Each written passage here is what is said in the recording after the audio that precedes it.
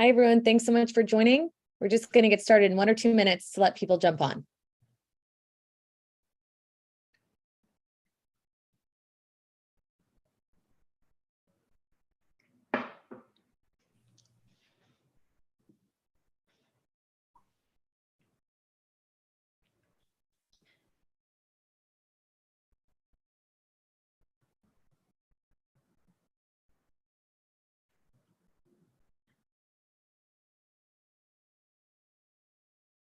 Okay, well, I'm going to go ahead and get started while people jump on. Thank you all so much for being here with us. My name is Taylor Mag, and I am the Director of Workforce Development Policy for the Progressive Policy Institute, also known as PPI. I would like to welcome everyone to the second webinar in our Future of High School series. This series is done in partnership with the 74 and PPI's Reinventing America's Schools team and the New Skills for a New Economy project. 2 weeks ago, we kicked off the series highlighting the Academy of Health Science in Maryland and the school's unique partnership with PG County Community College, Bowie State University, building college and career paths in health, education, and other in-demand fields. This week, we are very excited to highlight Purdue Polytechnic High School.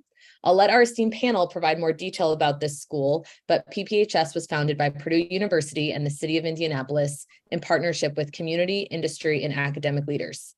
PPHS prepares students to succeed in technical STEM-related post-secondary programs and high-tech careers.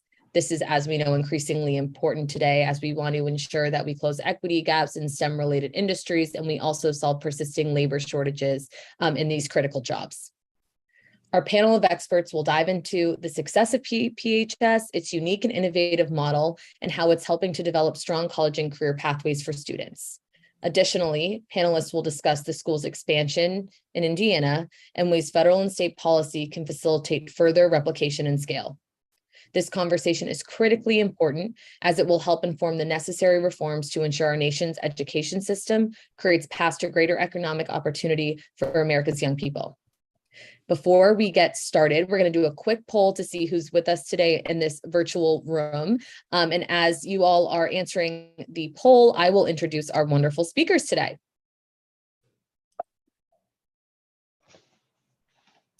Awesome. Thank you all for filling that out. So we have Joe Napolitano, senior reporter for the 74. Thank you, Joe, for being here. Thank you. We have Dr. Kiana Warren, who's the CEO of Purdue Polytechnic High School. Hi, Kiana.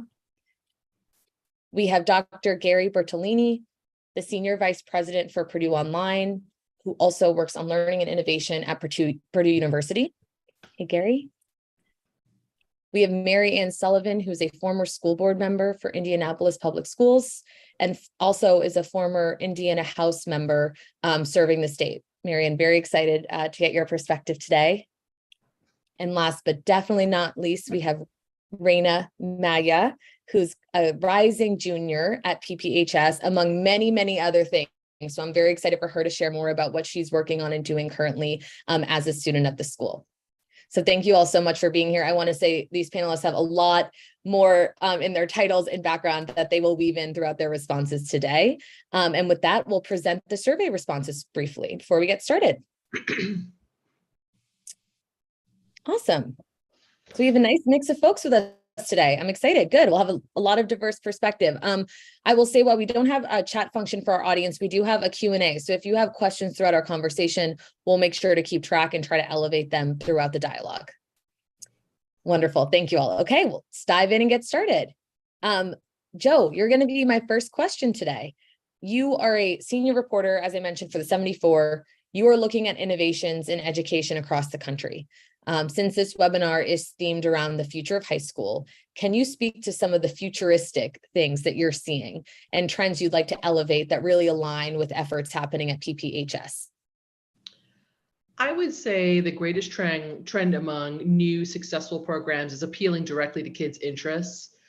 Self-directed learning, passion projects, a hand-on experience, all of those things are on point. A focus on STEM, of course, as the world moves toward a greater focus in robotics and things like that.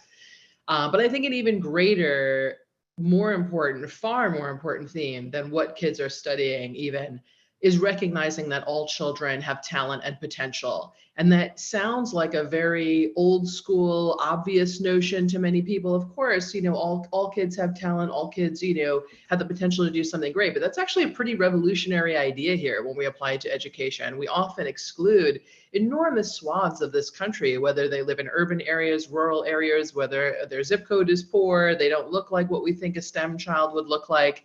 And we really have done an outstanding job of excluding so much of this country from those opportunities. And so I think that's by far the most important thing that I'm seeing successful programs do. Schools are widening their scope. They're making quality of programming available to all kids. They are, in some cases, adding things like music and art as considerations as to who could be invited into gifted and talented programming. And they're testing, which of course they always should have been, newcomer students who do not speak a single word of English. To look at their talent using nonverbal tests, basically computerized spatial relations programming, to see if the child has the type of agility that they're looking for. There is no successful future for this country that does not include every child of every racial background, Indigenous, LGBTQ+, disabled, twice exceptional. As I mentioned to you, we definitely need, and I think great schools are doing this to transform what we think of as a successful child or a child with potential. And I mentioned to you earlier, and I speak on this all over the country because I've written a book on immigrant children. I was actually born in Bogota, Colombia, and abandoned at a bus stop, placed in an orphanage, and almost died of starvation there. It was only randomly I was adopted to Long Island, went to a solid public school, got a nearly full ride to Northwestern University's Medill School of Journalism. And when I was 40, a bunch of years ago, 7 years ago now, I was paid to attend Columbia University as a Spencer Education Fellow.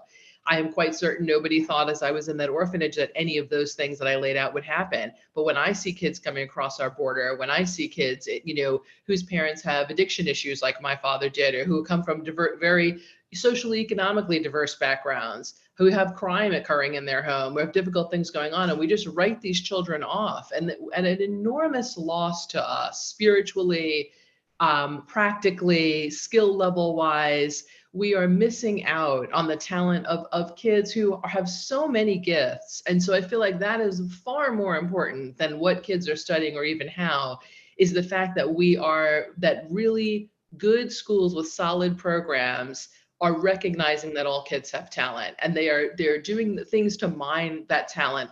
It's funny, when I was in high school, one of my English teachers at the middle school level was promoted, or moved to the high school and became editor-in-chief of our school paper. And she knew I was a very good writer.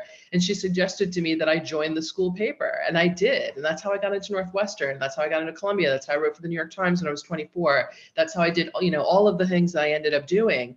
I feel like great schools, and a teacher told me this, I did not make this up. A teacher told me this, so I'm not taking credit for this, but they said, in great schools, teachers operate as talent scouts rather than deficit detectors. And I feel like we really need to embrace that, put that in our soul, that every child who comes across has a talent. And I kind of think of them as like a kind of block of clay. We're just chipping away, trying to help them reveal their talent. And I hope we have a world one day when teachers are regularly saying to a kid, you're a great speaker, you should look at the law, or you're outstanding with numbers. You could be, an entrepreneur in some way, start your own business somewhere. You're great on social media. You could work in PR and make a heck of a lot of money, by the way. There are skills our children are bringing to us right away. And we're, schools that are not doing kids a service are kind of like putting out that light on that candle. And it's so heartbreaking. We think that talent looks like one thing. Does talent look like an orphanage in Bogota, Colombia? Because I think it does. And I think that schools that are in the right mindset think it absolutely does. It's funny, when I was lecturing on this, and I said something on Instagram about, I bet I'm the only kid who got this outstanding education coming from the orphanage that I did. And I got a message on Instagram from a woman who said, I was in that same orphanage 4 years behind you, and I am a Cornell educated civil rights lawyer. And it just, it shakes my soul, because it's like, wow, you look at, there is talent everywhere. Every single place you see a child, that child is carrying a talent with them. So yes, we're looking at STEM. Yes, we're looking at robotics. Yes, we're looking at, themed schools. And I'll talk about this later. Some phenomenal schools out there focused on robotics or on maritime studies or on this, that, and the other. But the commonality that any great program has is recognizing the talent in all kids, inviting these kids, looking for these kids, growing that talent, encouraging them every single day. and really blowing up the model that talent looks like a white suburban child. Joe, I'm so happy you kicked us off because I think your passion is very clear for this work and it sets the stage for the rest of the conversation because I couldn't agree with you more. And I truly believe PPHS is one of the schools that you're referring to. I also just want to make a point that I think you're so right. Your quote that no successful future is without the success of our children and the next generation. And, I think finally policymakers at the federal and state level are starting to realize that. They're like, hey, we have all of these exciting new opportunities and careers and jobs across different talent levels, across different industry issue areas, yet we need a pipeline to fill them. And we really need to focus on our young people and get them excited and get them passionate about the different areas that are most attractive to them. So I really appreciate that point. And I think that's a key theme that we should keep throughout the rest of the conversation. I think that's a perfect transition. Thank you again, Joe. Kiana, I'm going to pass to you next. You were announced as the new CEO of Purdue Polytechnic High School. Congratulations. We are so thrilled for you, and it is much deserved. But you've been involved with the school for a long time, even before that. Can you speak to the history of the school, why it was started, and PPHS's unique model? And lastly, how is this model, similar to what Joe was mentioning, really expanding opportunity for students and young people in your community? And what's the impact that you're seeing? I know that was a lot in one, but I think it hopefully all flows together well. Yes, I'm so excited to talk about the history of Purdue Polytechnic High Schools, and also so honored to be here with the godfather, Dr. Bertolini, to add richness to this conversation, as well as Raina, an incredible student. But when we look at PPHS, it was really to solve a problem, and it was the unacceptable low number of underrepresented students, who are speaking women, students of color, specifically Black and Latino students, not having access to great post-secondary opportunities. And what I absolutely love about what Purdue did and its founders is, instead of pointing the finger at the K-12 system and said, do better, they said, we're going to get involved. We're going to create in partnership a high school that will exist to increase the pathway of students to post-secondary success. And I will say, Purdue has just been incredible. And I'm not just saying that because as a biased alum, proud alum of Purdue University, but I know how life-changing Purdue was for me, and helping students get that pathway is just unbelievably powerful and just has been incredible. And so we also understood that there are systems in this country that are set up for certain populations to fail. So we also understood that if we wanted different results, we'd have to do it differently. So we really just sought out to reinvent the high school model. We do project-based learning, but we are a truly learner-centered model that elevates the voice and choice of not only our students, but our families and our communities. When we look, we really want our kids to become passionate about solving the problems that mean the most to them and mean the most to their communities. And one of the things that's really important to me and the other leaders at our school is that we are not the experts on solving problems that affect other people, but we engage with the community.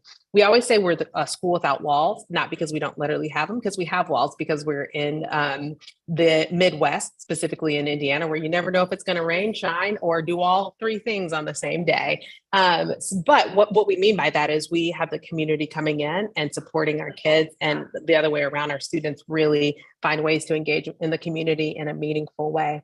And so one of the things that from a model perspective that we notice often got in the way of really good innovation and learning, because we understand that learning is not time bound, and we don't want to limit the learning process, because learning is a process and it should be fun.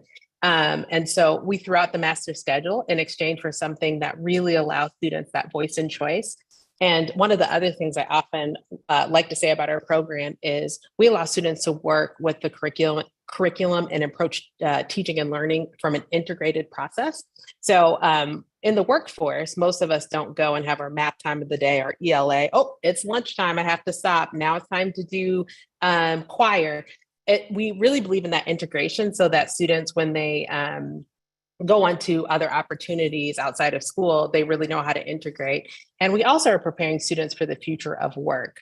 We don't know what that future looks like. The jobs that exist now, I would have never dreamed of those as a child, but we strongly believe that if we teach students to collaborate, innovate, and communicate, they'll be successful regardless of what the future of work looks like. We really focus on building that sense of belonging for students. As a school leader, I tell our parents, I find it such a privilege that I could just spend my day with your kids, and I don't take that blessing lightly. So I'm going to make sure that that school really is a good place where kids want to come and they want to learn. And we see when those tweaks that we've made to the model to really build that sense of belonging and to educate the whole child, not just the academics, but making sure they have the social, emotional learning and support to make sure they have access to healthy food, exercise, all the things that we know create a well-balanced human. We want to make sure that those things are present for our students. We believe deeply in advancing equity through innovation. We want to make sure we're on the cutting edge of the absolute best we know in teaching and learning. We like to use research-based practices. Now, when you talk about outcomes, we don't measure success just by test scores or by measures at the end of high school, but we measure it by what happens next. Are students happy? That deeply matters. Are they finding their passions? Are they finding social mobility? One of the big metrics of if a student are they able to set out for a goal and realize those hopes and dreams? And one of the blessings of working with Purdue University is we get really good real-time feedback on how our students are doing. So we work very closely with the university to track what's going on there. But then one of the questions you asked was like, what success are we seeing? And we have just really increased the number of students from underrepresented groups who are at Purdue University right now. Well, maybe not because they're off for summer break, but who are currently attending the university and just really enjoying an opportunity. I could brag for days about our students because I just take this work so personally. It means so much to me. But I would say one of the student stories that I'd love to hear is she came to our school, didn't have aspirations of going to college, but she came and she's like, wait, Purdue is a place for me. And to hear a woman of color say something like that, and she's now thriving at my university, is just all the blessings in the world. And I'm just so thrilled for this conversation. I am thrilled that there are schools who are getting attention, who are centering the student and really understanding. One of the terms we also say too is we believe that every student has a superpower, and it's our job as educators to really help them hone in on that and what that is. And so I just love everything that Joe said and just feel so much alignment there. And I'm just really excited to continue our work and expand it. Thanks, Kiana. That's great. And I really love what you said around advancing equity through innovation. I think that is such a key point. And your quote at the end too, believing in every student having a superpower. I feel like, again, some themes that we should take throughout this conversation today. I also love that you spoke to the holistic student experience. And I think what a better transition than to go to a student themselves. So Raina, I'm going to head to you next. A rising junior, very excited for you. But you're also doing so much more than just being a student. I know you have an internship with Heritage Group, among many other extracurricular activities, even based on just looking at your LinkedIn, which I am very impressed by, because at your age, I did not even know what LinkedIn was. So you are way ahead of the game, but I think it's just wonderful to see how involved you are in your school and community. Can you speak to your personal experience at PPHS and how you've benefited from the school's approach to education? Absolutely. Just being a PPHS student, and I'll say a techie, it's just an amazing experience. And as everyone on this chat has been talking about, we just take a bet on students who we know have historically not been represented in investing in, education. And walking through PPHS, it's just impossible to just want to put your head down and not invest in your school. And when I say invest in our school, I'm talking about students too. One of the amazing things that I've been able to work on at PPHS is involved in education is teaching. I sat down with a group of students in my school, and we, as good friends, we were talking about our experience at PPHS and what we want to invest in our school. And we have a teacher shortage. So we said, why don't we teach a class? We know our students best because we're students ourselves. So we spent 6 weeks with the help of our educators in front of a whiteboard, deciding how we can innovate the education that we're receiving. And one of the things at the time was the industry project, which we had, and it was connecting us with industry partners of our school, big companies and community members who are wanting to invest in us. And we wanted to innovate this process because, as you know, the COVID-19 pandemic did really slow down how education looked like in schools. So for 6 weeks, we just innovated on how we can better this process, not only for us, but our fellow classmates. And we started class. And when I'm talking about this, it seems quite literally like it's made up. I mean, how can a group of students ever teach a class in a school? And that's the stories coming out of PPHS every day. Speaking of my LinkedIn account, PPHS had a class on professional development. And one of the things in that class was, hey, LinkedIn is a great resource, not only to connect with fellow students, but with recruiters, people who are give you internships, people who are willing to connect you to other opportunities. And this class basically showed us how to set up a LinkedIn account. What do you want to put for your education, your experience? I mean, how can we build a resume? And now we're talking about how impressive my LinkedIn account is. And that wouldn't be possible without PPHS because I had absolutely no idea what a LinkedIn account was before that class. And speaking of internships, I am completing my second year of high school and I am completing my fourth internship. And all of those internships have been through PPHS. Two of my internships have been through the school personally. I was a student reporter reporting for our school blog. I was a communications intern focusing specifically on strategic communications. Transparency is important when we're talking about implementing solutions in our school. And I wanted to make sure that everyone needed to know about the solutions, knew about them. We're talking about students, family members. I mean, I'm coming home. I want to make sure that I and my parents know what's happening in my school. And as a communications intern, I was able to work on that and to make sure that when things are rolling out, everyone knows about them. I entered at an intellectual property law firm, and this was suggested by an educator of mine. Our counselor came up to me one day and said, hey, Raina, I see that you're interested in law and we have this partnership with a law firm and they're taking on 2 interns. Do you want to be one of them? And I said, absolutely. And this is something I never thought I could do, but an educator saw that I would be interested and came up to me and suggested this and, invested in me. And now I'm doing a 3-part rotation at the Heritage Group, all through PPHS. I was giving a school tour where I did not expect that I would ever end up here at an internship, but I was able to connect with people who were willing to me, all because they were walking through the halls of PPHS. I mean, I would just say, if you walk through your school, I mean, the building is just set up for collaboration and investing in people. And it's impossible, whether you're a student, an administrator, or you're just visiting, it's impossible to just walk through and not want to help someone out or suggest ideas or want to better our education or the way our school. And it's just amazing. I mean, speaking of me speaking right now, at this webinar.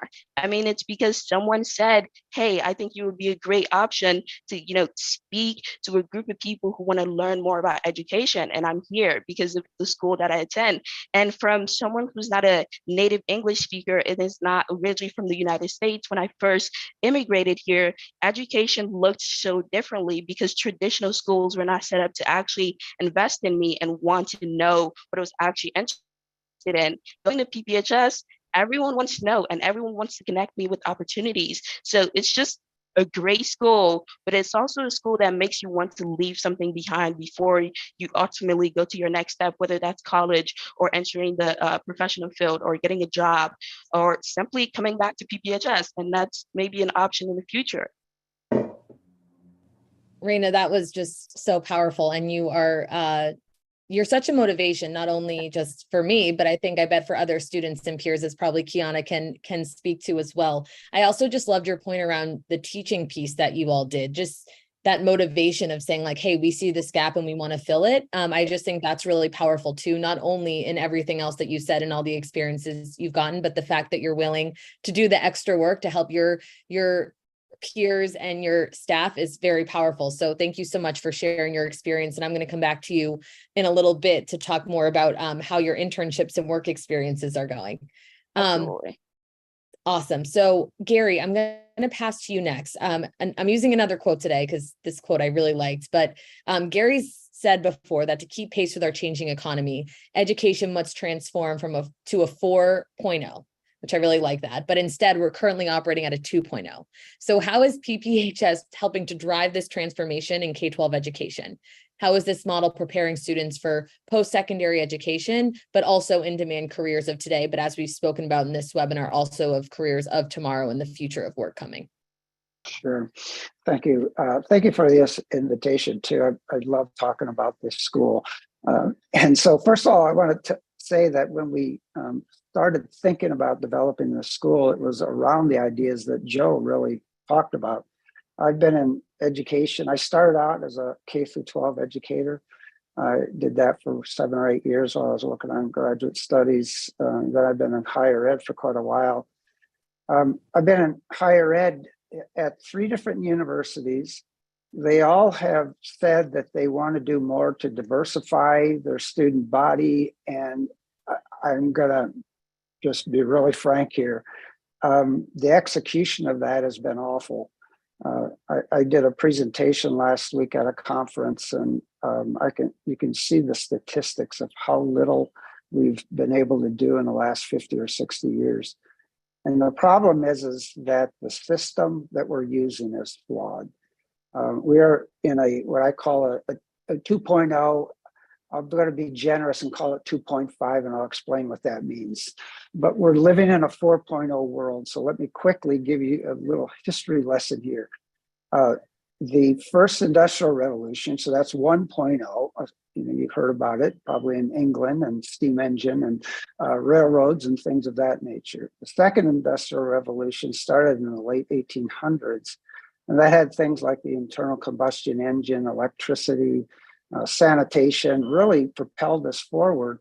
But what happened in this nation is they saw that, wow, our education system really wasn't helping us to advance in the Industry 2.0 or the second industrial revolution. And so there was a big effort to create a K-12 school system as well as a higher education system. And so if you look at about 90% of everything that we do in education, whether that's K-12 or higher ed, it's based on decisions that were made around 1900 plus or minus 20 years. For example, the credit hour was created in 1906, okay? And what you have to understand is the education system that was created at that time was to take farmers and shopkeepers and prepare them to work in factories and offices, okay? We're way, way beyond that as far as our needs. And the sophistication of the work that's needed is well beyond what we were doing in 1900. So you just have to think about what the world was like in 1900 versus what we have today. And then Industry 3.0 is computing, basically. And a lot of people think, well, computing revolutionized the world in very profound ways, and they think that's still occurring. Well, actually, computing just got us to the point where we could automate a few things, okay? This revolution, 4.0, which is now you're getting into artificial intelligence and data and Internet of Things, we're all connected. For the first time in human history, the machines are smarter than the people. And you're seeing a lot around Chat GPT right now. I mean, there's some fluff in that, but there's some real sobering things. The Beatles just released a new record. I don't know if you heard about this, okay?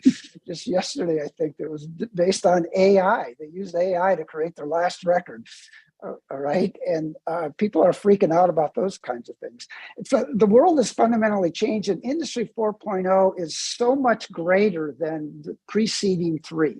And we haven't caught up to that. And so when I say we're in 2.5, is we added some computers, okay, to our curriculum and done some things around the edges, but we haven't really transformed education. And so doing things like getting rid of the credit hour and doing competency-based, okay? What have you learned? Show me what you've learned. And it doesn't necessarily have to be a test. Do an internship, and how successful are you when you do that? Working in teams is the way the world works, yet we still grade everyone individually. Fear of failure. I like to use the idea that you're not failing, even in school, when you're doing projects, whatever, you're falling down and you're getting back up. This resiliency that you build into the learning system, okay? Because, those kinds of things happen in life. but it's knowing that it's not failure in the sense that you as a personal is failure, because that's a very, very negative kind of thing that you put on the kids. So it's a whole mindset that needs to be changed. And that's what we need to do, is we have to fundamentally change the learning system that we have, and it has to be around 4.0. There's a lot more that needs to be done. We can do a lot more if we embrace artificial intelligence in the support of teaching and learning, so that we can take some of the drudgery out of teaching and learning, and the teachers, who we call coaches, by the way, which I think is the right thing to say, all right? Our coaches can focus in on the human element, okay? The one-on-one interactions, the one-on small group interactions, because that's where real learning occurs. In those kinds of things. And so the factory model where you have 30 kids sitting in rows just doesn't work, okay? And that was what we tried to do. I also need to add one more thing very quickly in case you're confused, because we have the Purdue name attached to it. It was this high school was never meant to be what some people refer to as a college prep. We take all students. It's a public, okay, charter school. We have students that do not go on to college, and that's okay. But what we hope we've done is we prepared them to make living wages. They can actually go out and get into some high-tech jobs at a lower level within the organization. But they also feel like they can learn. And so when they are asked to learn more, or the job changes a little bit, they would do that. One of the things I do a lot in workforce education, a lot of the fear that the current workforce has is they don't believe they can learn, because they went through this antiquated learning system that took out their confidence in learning. And that's one of the reasons they actually don't take training. Even if it's offered to them, they don't want to be embarrassed because they actually think they can't learn. We have to get that out of the school system. And those are some of the things that we've tried to do in order to better prepare our graduates for this unknown world, because it is very, very unpredictable. So how do you prepare, students for jobs that don't exist? That's a challenge. That's what we're trying to do. Gary, I'm so happy you provided a little more also just information too about the model of PPHS itself. I think it's a really important distinction there, that of course college is exciting and important path, but if students choose that that's not the option for them, there are other ways that PPHS is ensuring their preparedness in the future. I also love your point around resiliency, and Kiana, it goes back to something you said about problem solving. There was a recent report from the World Economic Forum that interviewed over 800 employers across the globe. And what they said was the skill they are looking for, regardless of these transitions in work, is problem solving. So for the fact that, I think that's just such an embedded piece to this school's model. And I think that's going to remain very important. So I just wanted to double down that point and say that I appreciate you both for raising that. And I think that is unique to PPHS that we should be elevating. Marianne, this is, there was a question in the chat, which I think really resonates with the question I'm about to go to you, and also TJ, who asked it in the chat, to our questions for the rest of the webinar, which is really around transformation, scale, replication. How can we see this happen in other places? And Marianne, I'm going to you with this because you have been in public policy for some time now, being a leader, whether it's your background on the school board as well as serving in Indiana's legislature. Can you speak to this role and how you work to expand models like PPHS during your time in those positions? Have you seen momentum when you were there, but also since you've stepped outside? And what are some of the persisting challenges in building policymaker and public buy-in around this? Yes. Well, thank you so much again for inviting me to participate today. And I get chills when I hear kind of what actually happens when policy works. So it's all theoretical, it's all ideological until somebody opens a school that changes lives in the way that Raina's life is being changed, and thousands of other kids.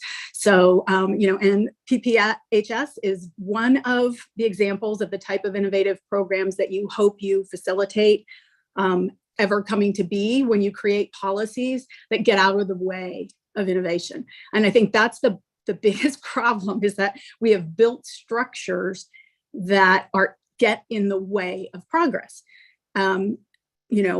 Policymakers are pretty darn fickle folks. Politics and policy are not one and the same thing. In order to continue to create policy, you usually have to stay in office. So you're walking this nice balance between, the transformational work you want to do and actually being in a position where you can still do it.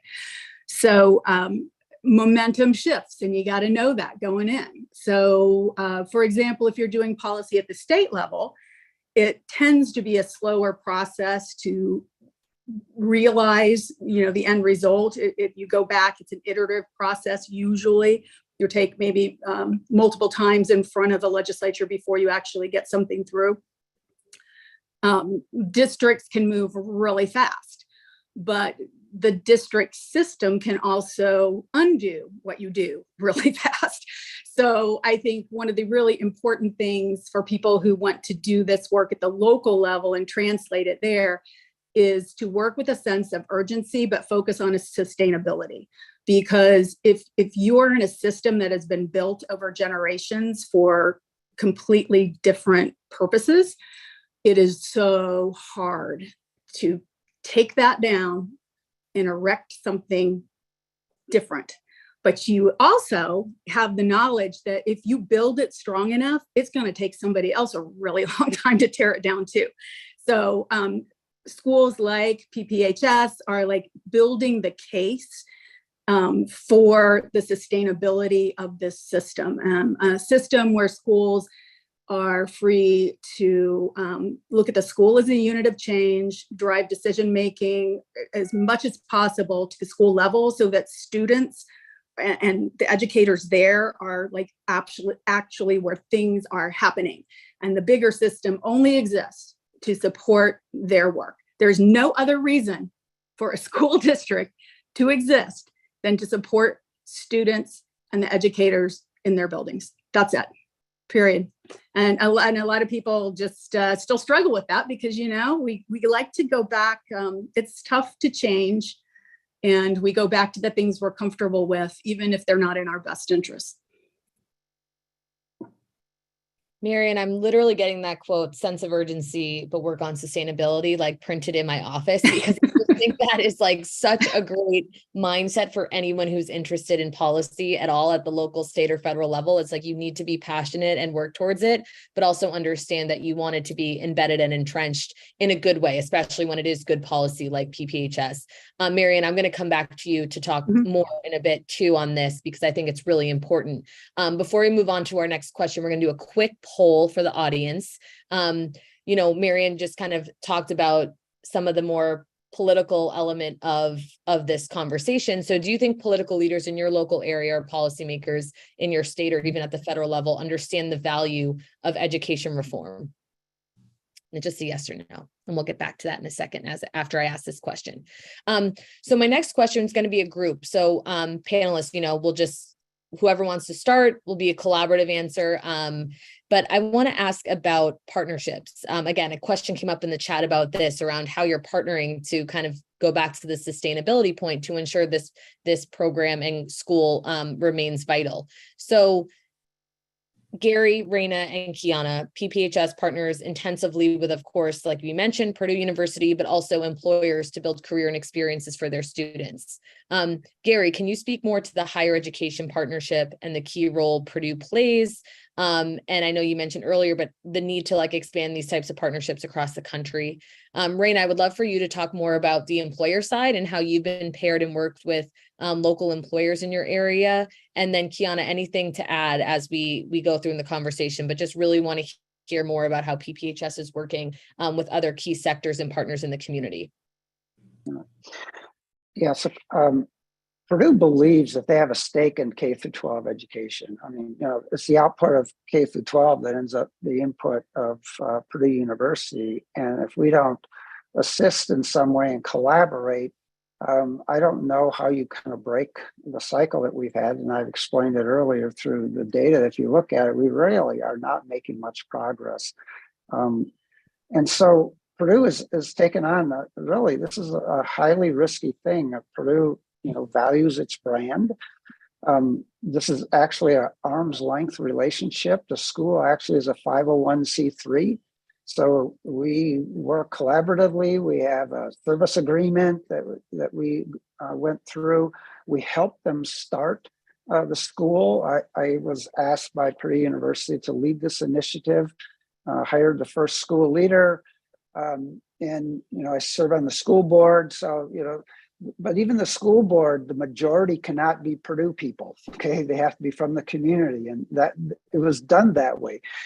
Purdue University could have chartered the school. We chose not to. We went to another chartering agency to show again that arm's length relationship, because we think that if we can make this work in kind of a neutral environment, that it can be expanded and grown more. And so, we've already expanded another school in the near north side of Indianapolis. There's one in South Bend. We're talking about opening another one in Indianapolis. We're looking at how we can partner with existing school districts and carving out a piece of their curriculum so that some of their students could take this as a pathway.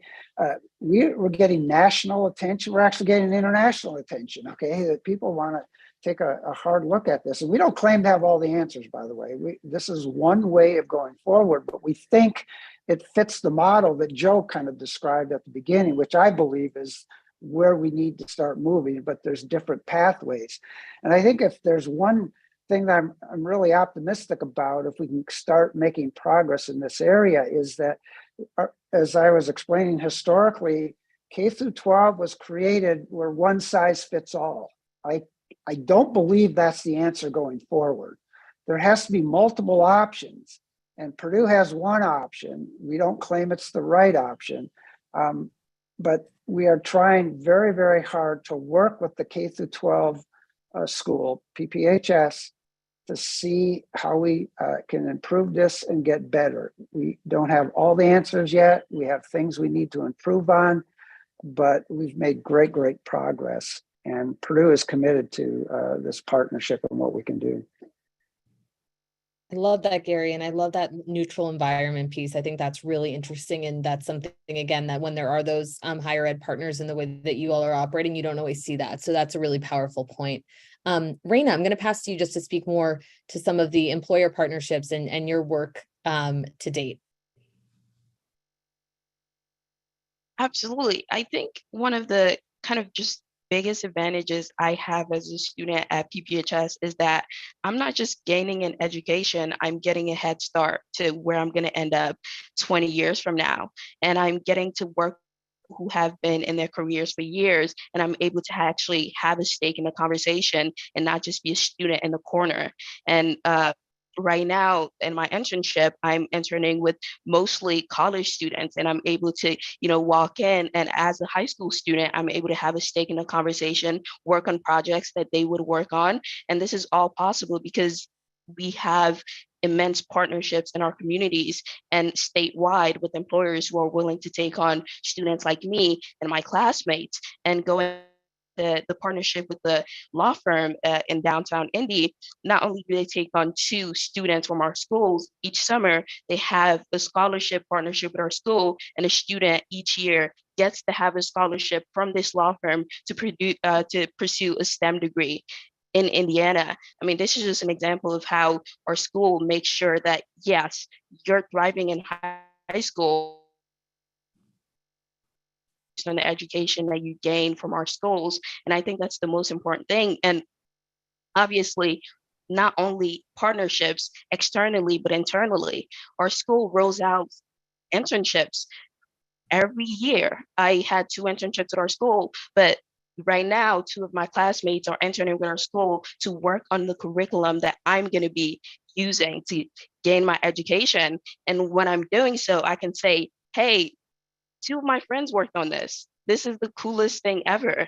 And I think that's just an example of how we can make sure that students are not only getting an education, but also getting a head start. So super awesome being a student at PPHS. Raina, that's such a good point. I love your point around being like part of the conversation and building that skill set. I think something we see often is that young people don't have access to some of the social capital that comes with internships and having that work-based learning. And it's clear that you have not only established that with your employer, but also through your peer networks and even friends and other scholars. So I think that's just a really important point. I appreciate you talking about that. Kiana, anything you'd want to add before we move on to the next question? Yeah, not much to add here, but one thing I like to talk about in partnerships is share that a lot of times other schools come to us and say, how do you get these partners to work with you?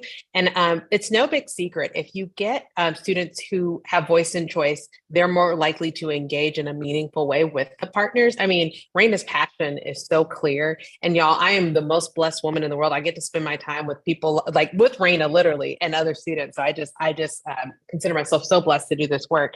But I think it's also making sure that partners come in knowing that they can either engage in projects, they can mentor a student, but they know that they're going to be matched with a student who shares a similar passion. And I think that's really important. I was going to add the piece about social capital because a lot of many of the students we work with would not have access to internships. Some do, but not all. So I think that's a really important piece that you brought out, Taylor. That was incredible.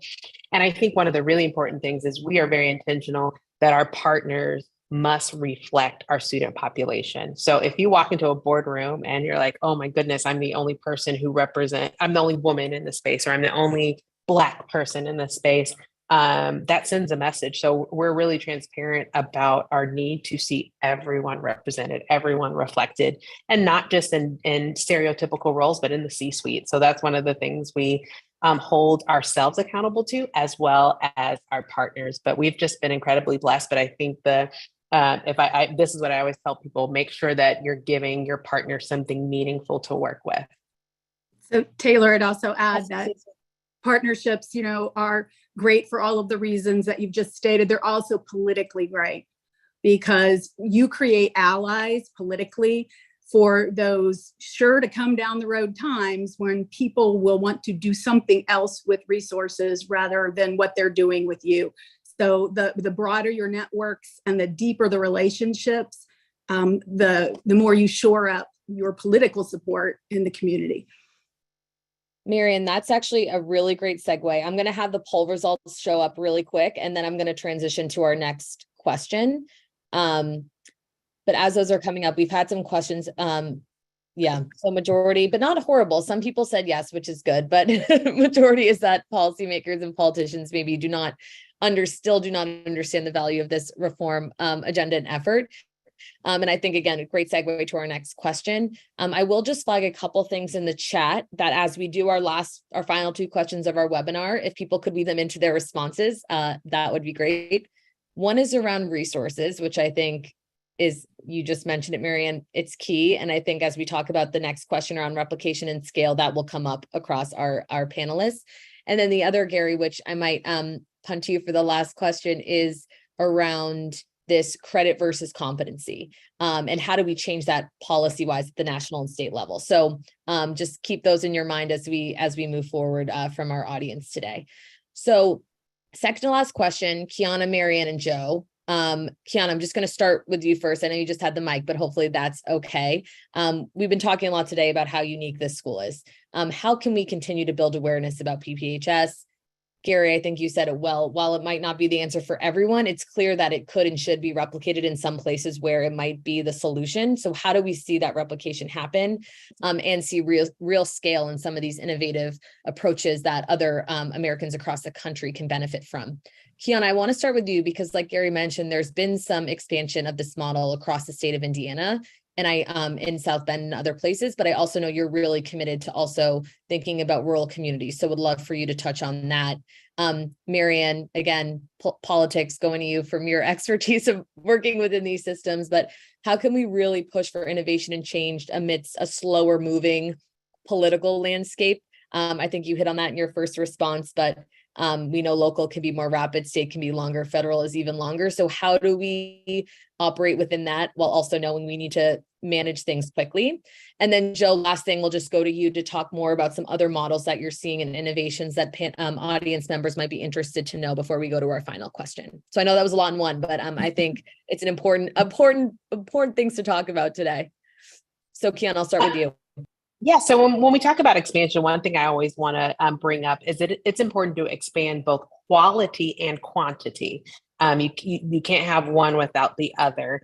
And I also find that there's aspects of our model that we are that we want to share with others, because we really do believe in the power of a student-centered learning environment. And our goal is not to have, expand schools across the country or across. We are a land grant university and committed to Indiana.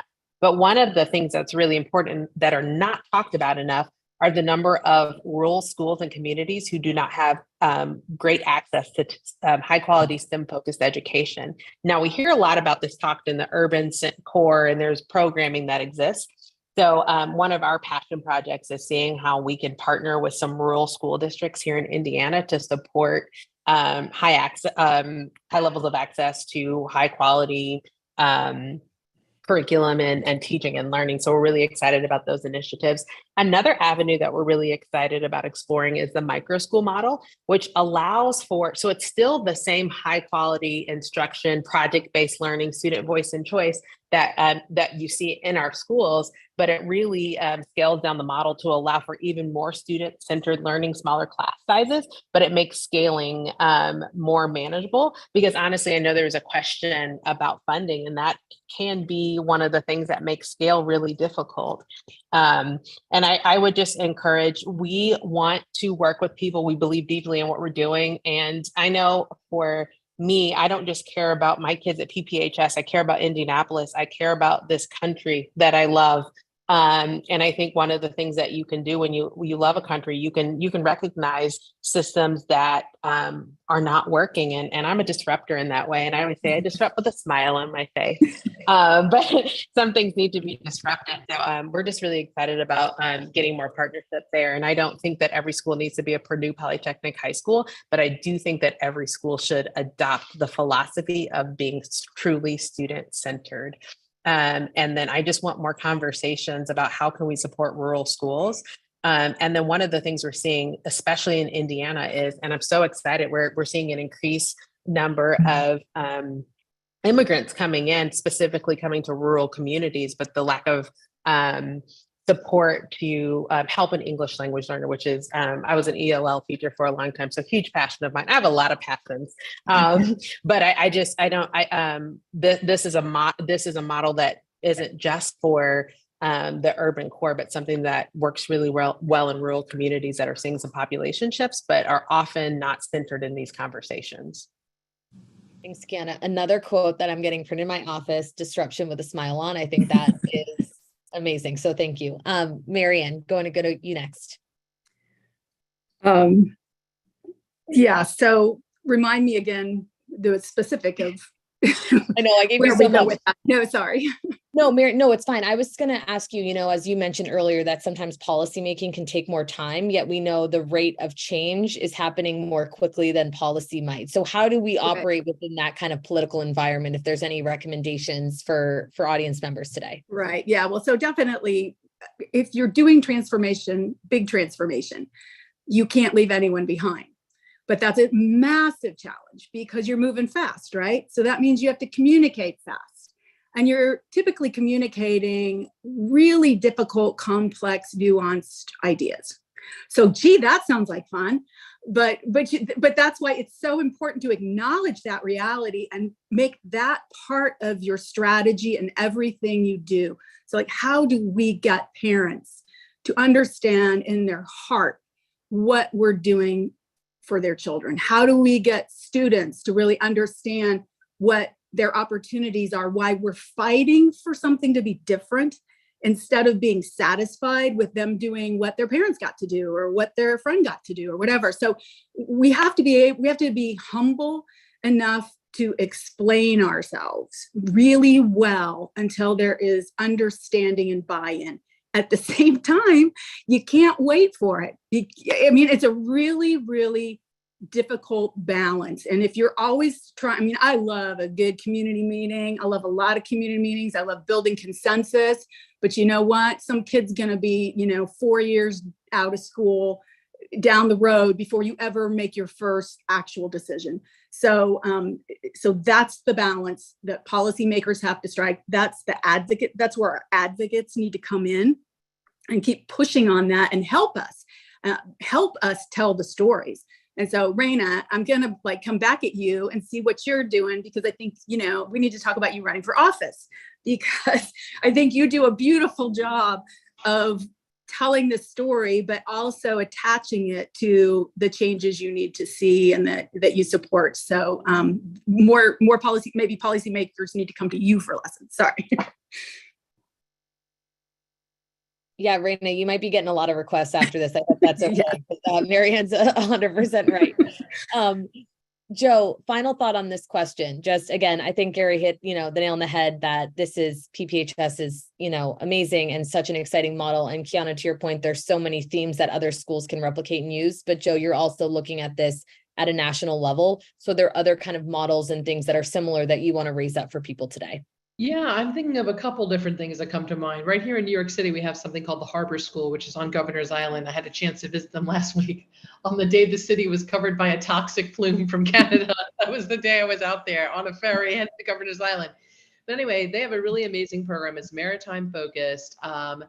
Again, I'm going to talk about Harbor School and I'm talking about Gotham Tech, but with both of them have an open enrollment. So rather than having to have test scores to get in, they're open to all kids with an interest, which I think is number one important thing. Let's not put more barriers for children to have to overcome. So the cool thing about the Harbor program is very practical. So you come in, you learn about a lot of maritime stuff. Everyone says, I want to be a marine biologist, but there's numerous different types of things you can do with the water. And so they have 8 different concentrations. Kids get certifications in diving. I mean, who gets that? Professional diving is something you can walk out of there with the certification. They go around with the Coast Guard to do search and rescue. They do ocean engineering, marine policy and advocacy for those who want to maybe not be on the water, but want to be, arguing for better environmental policies. I think that's pretty remarkable. And the other is Gotham Tech, which is located on Roosevelt Island. It's relatively new. And basically they focus on robotics. So for the moment you walk in, you're helping build a robot that does all these different tasks.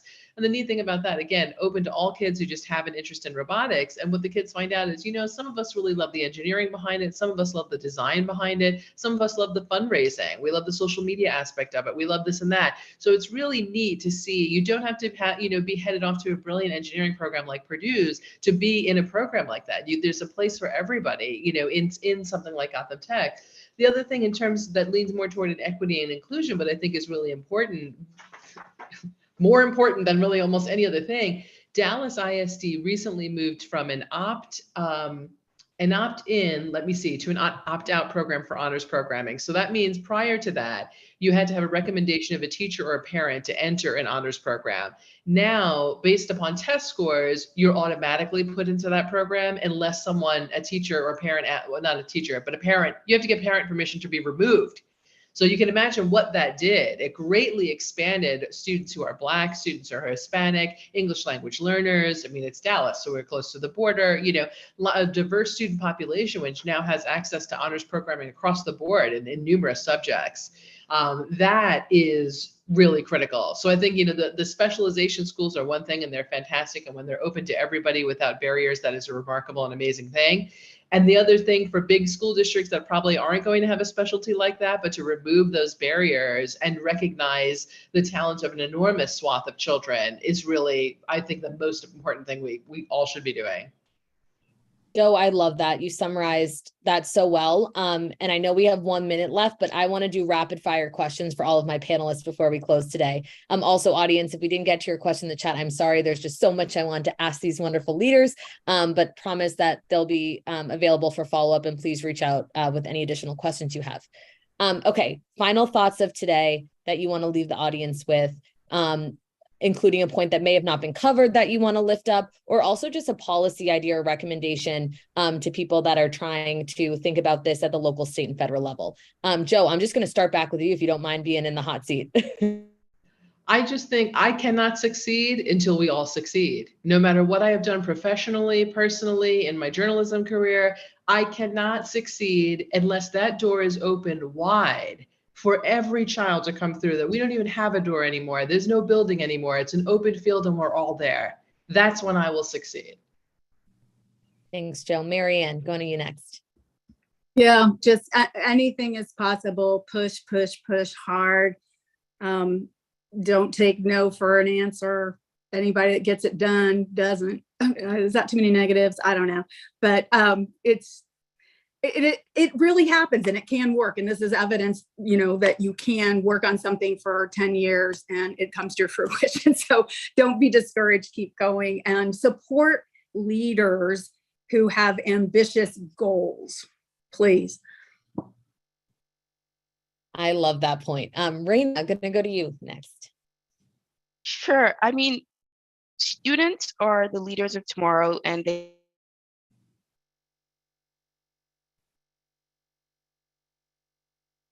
Oh no, I think we lost Raina. We'll go back to her. Gary, can I go to you next? take on that role, and as a person I give things to do, and now being able to do that is just extraordinary. And I think having leaders like Dr. Warren and Gary, who are specifically dedicating their careers to making sure that students like me have an opportunity, is just amazing. And I hope we see more leaders like that. And I'm pretty sure I'm walking the halls with students who are going to be those leaders.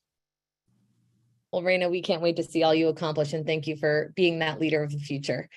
Gary, I'll go to you next. Yeah, so in my career, I've been around the block a little bit, and I think Kiana heard me say this before. The most rewarding thing I've ever done was helping the startup of this school. The payoff is tremendous. It's a lot of work, but just listen to Raina. It is so gratifying to hear that. It is worth the effort, but you have to take some risk and go for it. And we're here to help. And just let us know. We can help. Thanks, Gary. And then Kiana, final words for us today. Just two things: listen to students, listen to communities, and in a world where you can be that toe-the-line leader, be a Dr. Gary Bertolini. Well, you all have been so inspiring for me today. Again, I have so many quotes now I'm going to use throughout my career in life to inspire me. And then I hope others listening in were able to learn some exciting things and that they can use in their career and to elevate and continue to grow these types of models across our country. So thank you all so much for joining us today.